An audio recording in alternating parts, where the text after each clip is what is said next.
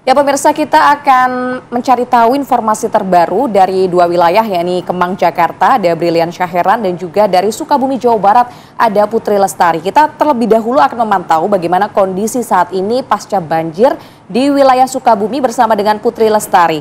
Putri, bagaimana kondisi terkini di Sukabumi? Kami dengar ini akses jalan antar desa terputus karena jembatan yang rusak akibat banjir. Apakah itu betul?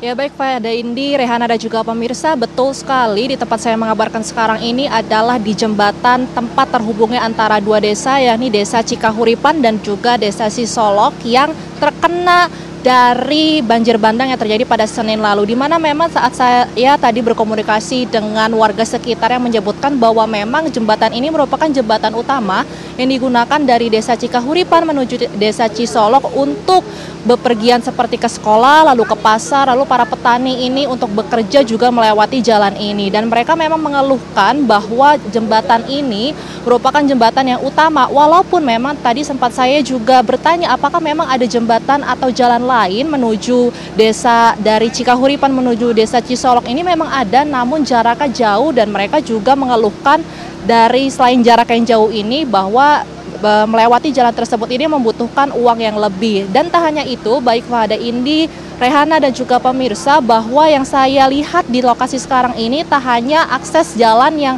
atau jembatan yang terputus, namun juga warga ini masih mengeluhkan dari kekurangan air bersih dikarenakan memang sehabis banjir bandang ini air bersih tidak ada di rumah mereka dan mereka memutuskan untuk membersihkan sisa-sisa barang atau pakaian ini di sungai yang ada di belakang saya ini, di Sungai Cisolok, di mana memang dari hari Senin hingga saat ini mereka masih membutuhkan air bersih dan juga masih kekurangan, belum mendapatkan air bersih yang berlimpah baik dari pemerintah ataupun dari sekitar sini. Dan juga selain itu, ada juga warga ini mengeluhkan adanya kekurangan bantuan yang tidak merata dikarenakan memang akses jalannya cukup kecil dan juga penuh lumpur dan juga banyak puing-puing bangunan sehingga memang kendaraan besar tidak bisa melintasi baik dari Desa Cikahuripan ini, sehingga memang bantuan yang diberikan baik dari relawan maupun dari pemerintah ini kurang merata.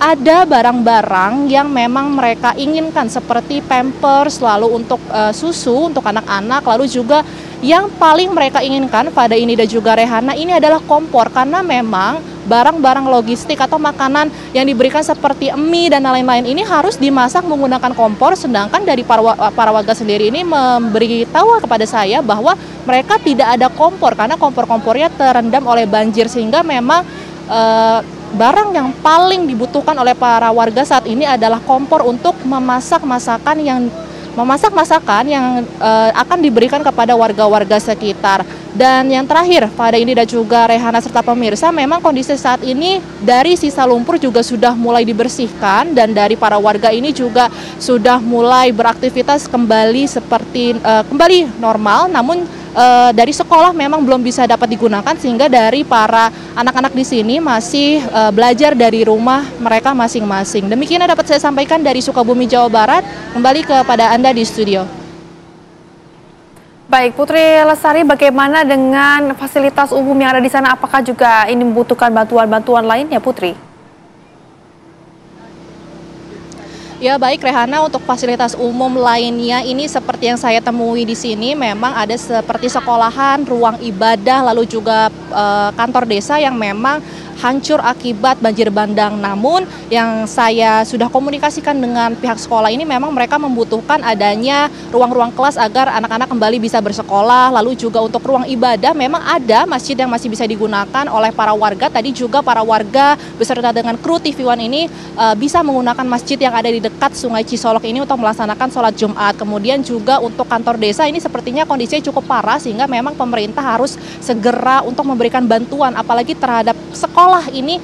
Anak-anak ini membutuhkan sekolahan ya agar anak-anak ini bisa belajar kembali di sekolah. Dan memang setelah saya sampai TKP kemarin, baik Rehana, Fada ini dan juga pemirsa, dari sekolah ini ada beberapa ruangan yang masih bisa digunakan. Ada 3 ruangan yang dibersihkan oleh pihak dari relawan dan juga warga sekitar, dan dari kepala sekolah ini berkata bahwa memang akan diadakan rapat secepatnya agar anak-anak ini bisa kembali bersekolah kembali. Demikian yang dapat saya sampaikan. Kembali ke studio.